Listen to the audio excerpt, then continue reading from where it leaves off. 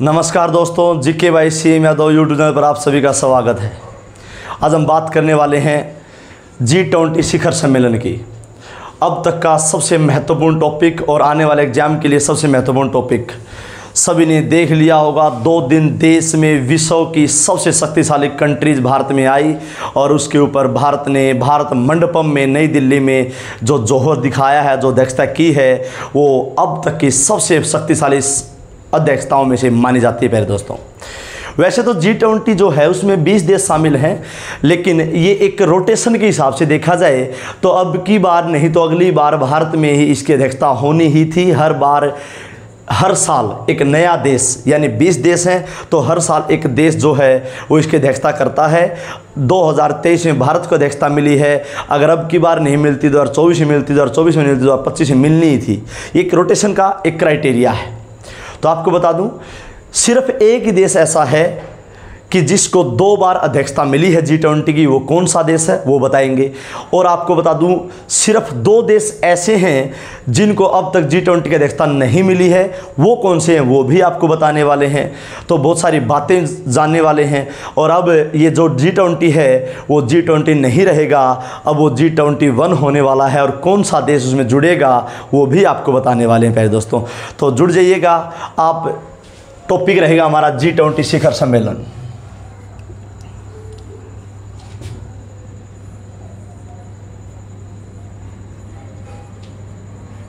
आप सभी लिखें कॉपी में, एक पर्सन हर पेपर में जो भी एग्जाम होगा, चाहे एग्जाम एसएससी का हो, चाहे यूपीएससी का हो, एचएसएससी का हो, ग्रुप डी का हो, दिल्ली पुलिस का हो, कोई भी एग्जाम हो, हर पेपर में एक पर्सन जरूर बनेगा। हम बात करें G20 शिखर सम्मेलन। G से बनता है ग्रुप और 20 से मतलब 20, यानी इसमें 20 देशों का एक समूह है जिसमें 19 देश हैं और एक यूरोपीय संघ है। यानी इन 20 देशों को मिला करके एक 19 देश और एक संघ, यूरोपीय संघ को मिला करके 20 देशों का समूह बनता है। तो हम इसको G20 कहते हैं प्यारे दोस्तों। अब G20 की बात करें तो G20 की बेसिक जानकारी के लिए आपको बता दें, G20 की जो स्थापना हुई थी वो 26 सितंबर 1999 को हुई थी प्यारे दोस्तों। 26 सितंबर 1999।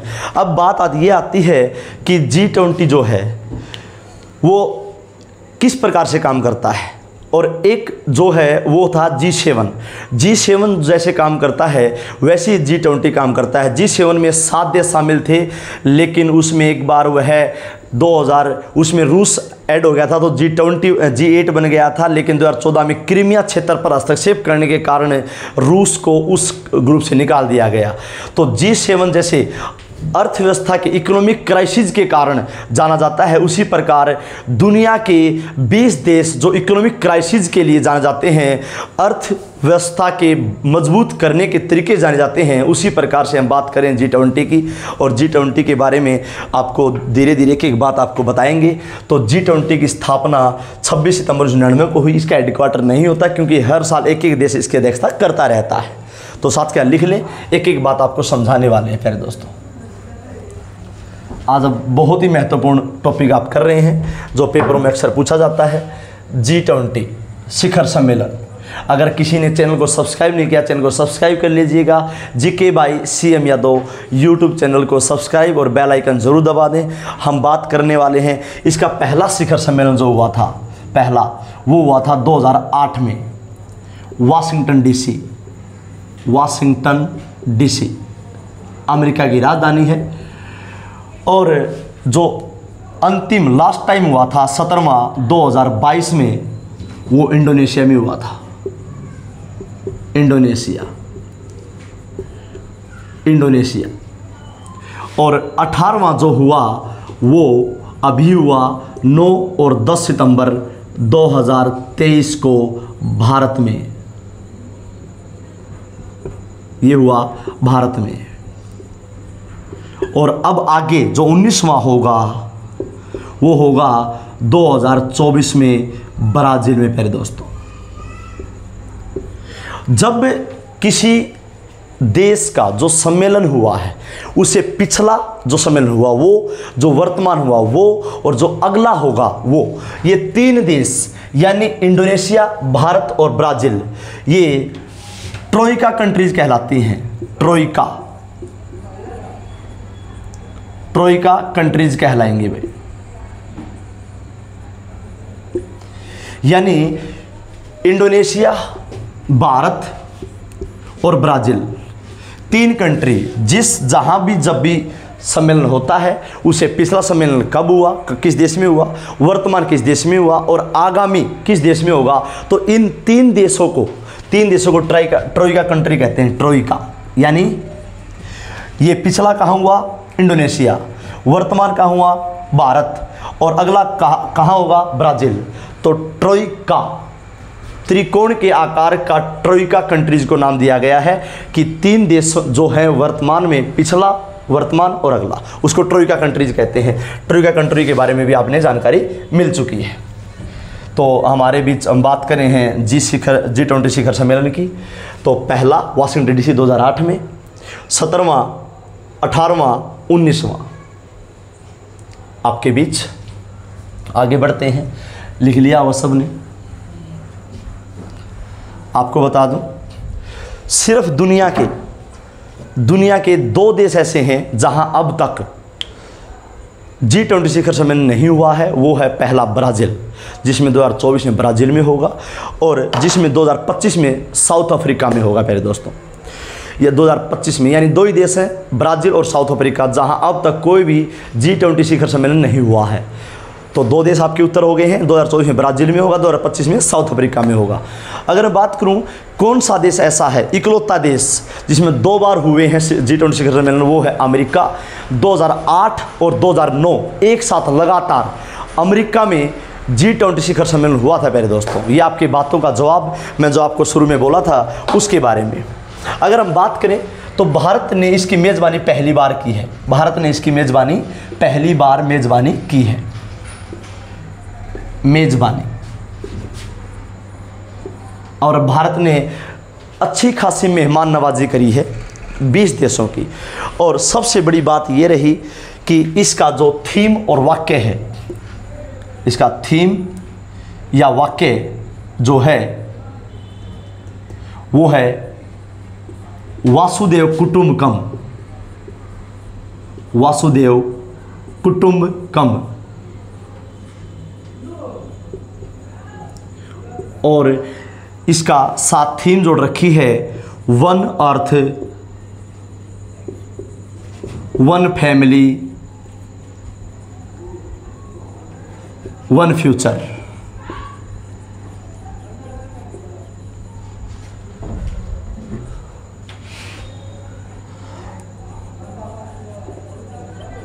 One future. प्यारे दोस्तों, थीम या वाक्य वासुदेव कुटुंबकम, one earth, one family, one future.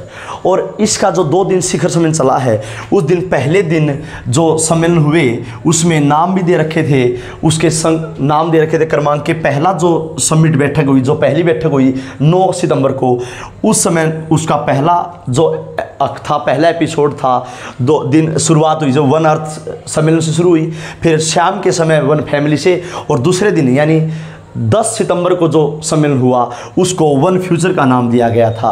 और उसके बाद भारत के प्रधानमंत्री नरेंद्र मोदी ने इसकी अध्यक्षता ब्राज़ील के राष्ट्रपति लुला डा सिल्वा को सौंप दी थी। लुला डा सिल्वा ब्राज़ील के राष्ट्रपति। ये आपने लिख लिया होगा, पहली बार मेज़बानी की भारत ने। और इसमें भारत ने जितने भी जो भी घोषणा की थी, जो भी सर्वसम्मति से जो कार्य किया, वो पहली बार इतना हुआ है। 73 समझौतों पर, 73 बिंदुओं पर निर्विरोध सर्वसम्मति से घोषणा की गई है। पहली बार ऐसा हुआ है 1999 से लेकर अब तक। 2008 में पहला सम्मेलन हुआ था, उससे लेकर अब तक जितने भी G20 शिखर सम्मेलन हुए हैं प्यारे दोस्तों, उन सभी में किसी भी एक प्रकार से इतने बिंदुओं पर काम घोषणा नहीं की गई है। तो भारत ने सर्वाधिक बार 73 बिंदुओं पर घोषणा पत्र सहमति की है, डिक्लेरेशन कर दिया था। 9 तारीख को शाम को ही कर दिया था वित्त मंत्री निर्मला सीतारमण और G20 के शेरप्पा अमिताभ कांत। अगर मैं बात करूं G20 के शेरप्पा के बारे में, तो शेरप्पा के बारे में जानकारी लेंगे तो शेरप्पा जो है एक प्रतिनिधित्व करने वाला एक दल होता है, एक समूह होता है, उसको बोलते हैं। लेकिन शेरप्पा जो होता है उसको ये भी कहा जाता है कि नेपाल में एक जाति है, उस समूह को शेरपा कहा गया है। एक ऐसी जाति जो भी माउंट एवरेस्ट पर चढ़ता है नेपाल में, उसको आगे रास्ता दिखाने का जो काम करता है, उसकी बाधाओं को हल करने का जो काम करता है, उसको शेरप्पा कहते हैं। प्यारे दोस्तों, आगे बढ़कर रास्ता दिखाने वाला जो व्यक्ति होता है उसको शेरपा बोलते हैं। अब की बार इसको शेरपा कहा गया। और G20 शेरपा जो था भारत का, उसका अध्यक्ष जो बना रखा था अमिताभ कांत को बना रखा था। प्यारे दोस्तों, अमिताभ कांत।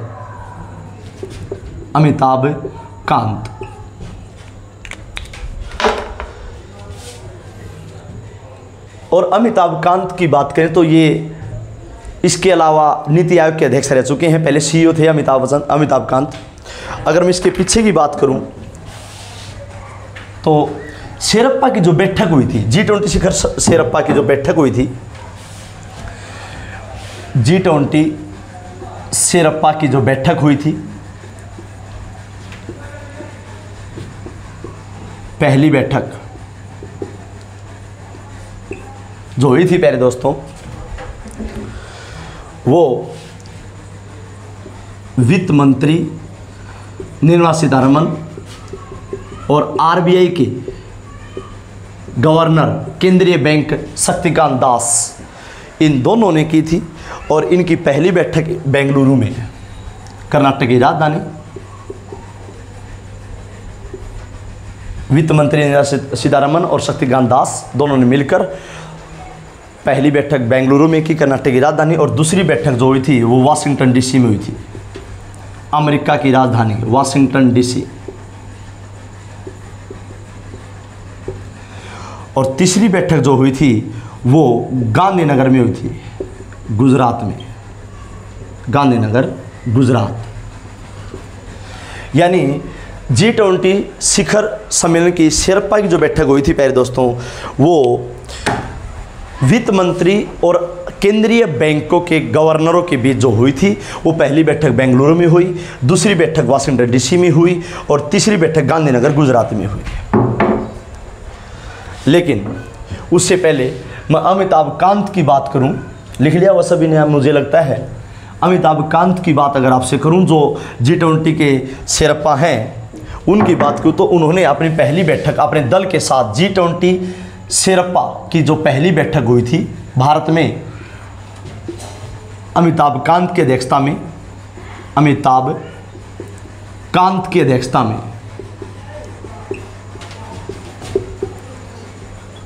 वो पहले वाली जो बैठक थी वो थी वित्त मंत्री और केंद्रीय बैंकों के गवर्नरों की। पहली बैठक हुई थी इसकी उदयपुर यानी राजस्थान में। और दूसरी बैठक हुई थी कुमारकोम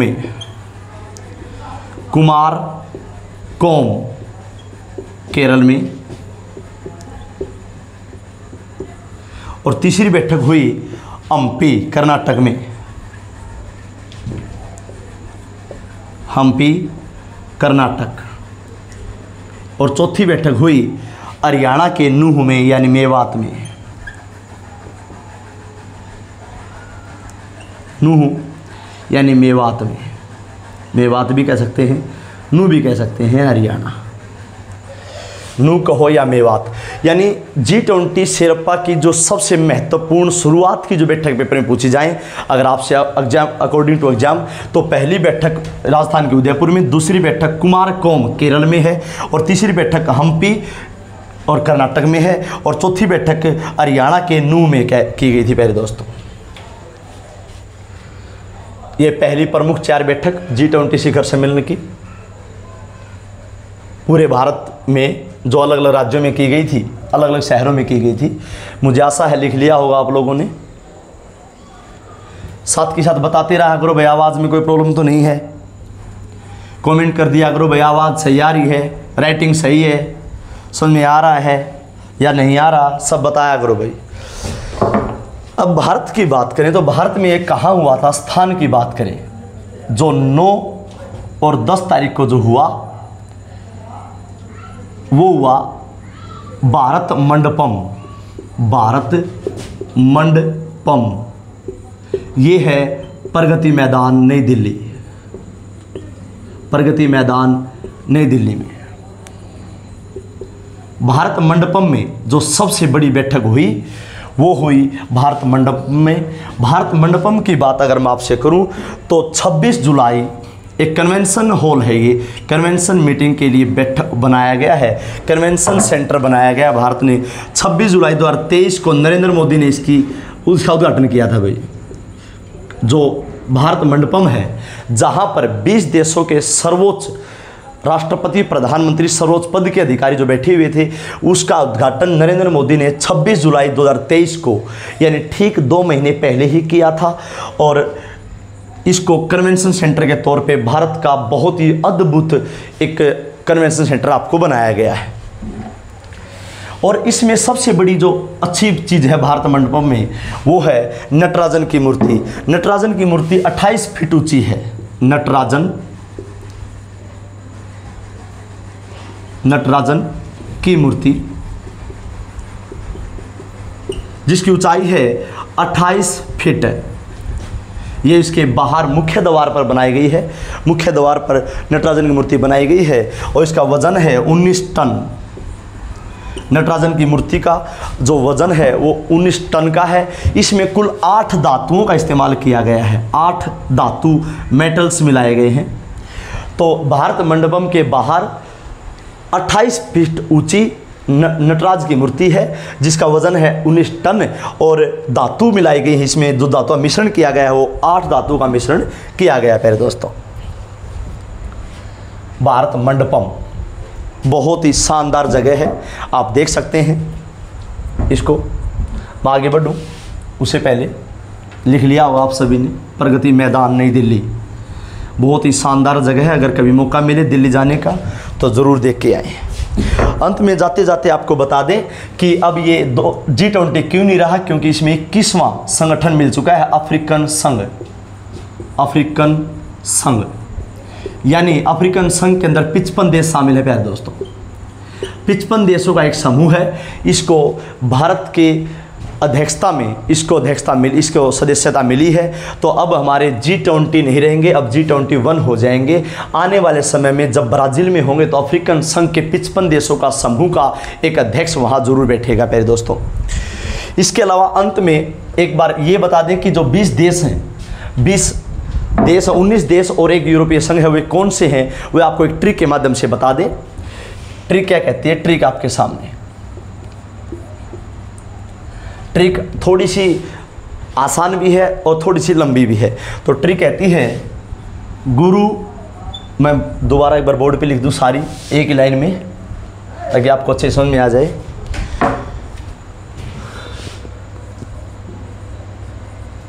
गुरु जी सीता अब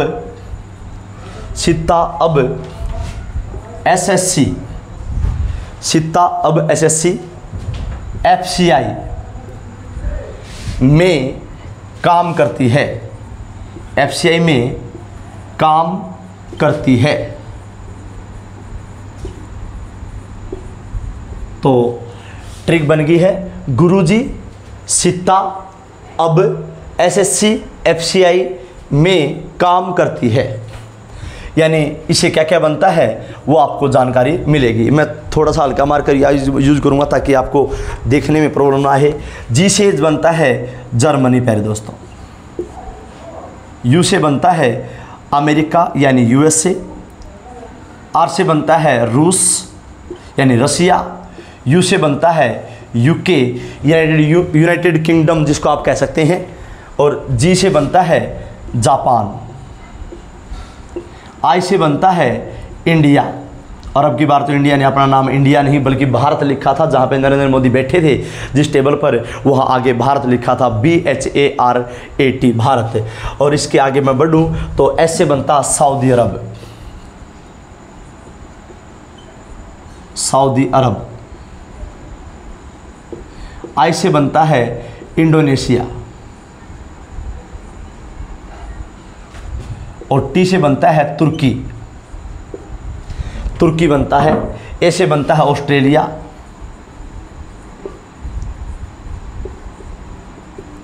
ऑस्ट्रेलिया।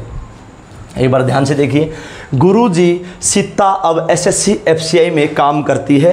तो जी से बनता है जर्मनी, यू से बनता है यूएसए, आर से बनता है रूस, यू से बनता है यूके यूनाइटेड किंगडम, जी से बनता है जापान, और आई से बनता है इंडिया, एस से बनता है सऊदी अरब, आई से बनता है इंडोनेशिया, टी से बनता है टर्की यानी तुर्की, ए से बनता है ऑस्ट्रेलिया। मैं थोड़ा सा बोर्ड साफ कर दूं ताकि आपको समझ में आ जाए। ए से बनता है, यहाँ से मैं बोर्ड साफ कर रहा हूँ थोड़ा सा, अगर यहाँ तक लिख लिया तो मुझे बताओ, अर्जेंटीना, अर्जेंटीना। और दूसरा है बी से ब्राज़ील, ब्राज़ील। अगर मैं एसएससी एफसीआई को हटा करके यहाँ से यहाँ लिख देता हूँ ताकि आपको अच्छे समझ में आ जाए। अब एसएससी एफसीआई में काम करती है, तो ऐसे भी हम लिख सकते हैं ताकि आपको अच्छे से समझ में आ जाए, दिक्कत ना आए। एसएससी का मतलब है यहाँ पे सऊदी अरब, साउथ अफ्रीका। शायद दिख रहा होगा, यहाँ तक दिख रहा है भाई, साउथ अफ्रीका दिख रहा है, साउथ अफ्रीका, साउथ कोरिया, दक्षिण कोरिया, साउथ कोरिया। सी से बनता है चीन, एफ से बनता है फ्रांस, सी से बनता है कनाडा, आई से बनता है इटली, एम से बनता है मैक्सिको, मैक्सिको, ई से बनता है यूरोपियन संघ, यूरोपीय संघ। ये है हमारे 20 देश, काउंट कर लेते हैं एक बार।